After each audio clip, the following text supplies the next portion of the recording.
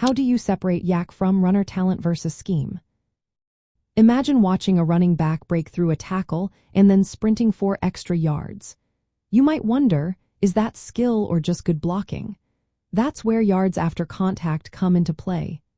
Yards after contact measures how many yards a player gains after a defender first hits them. But figuring out if those yards come from the runner's talent or the scheme takes some digging. First, think about broken tackle rate. This tells us how often a runner can shake off defenders when hit. A high broken tackle rate shows the runner has strength and balance, meaning they're likely to gain more yards after contact regardless of the scheme. Next, compare yards before contact with yards after contact. Yards before contact show how much the offensive line and scheme create space.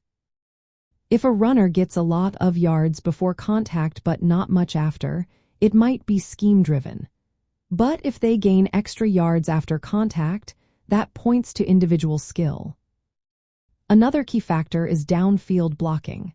Good blocking downfield can give a runner more room to run after contact. Watching game film helps here. If blockers are creating space, then YAC might be scheme-influenced. If the runner is making defenders miss even with less blocking, that indicates talent. Advanced tools like tracking data help too. Expected yards after contact, or YAC, considers how open the runner was, defender positions, and their speed. When a player's actual yards after contact are higher than expected, it suggests they're outperforming scheme and relying on their own ability. Defensive factors matter as well. Facing a tough, disciplined defense with many defenders in the box can limit yards after contact. But if a runner still gains yards despite strong defense, that's a sign of talent. Adjusting for these defensive elements helps clarify whether the yards are due to the runner or the scheme.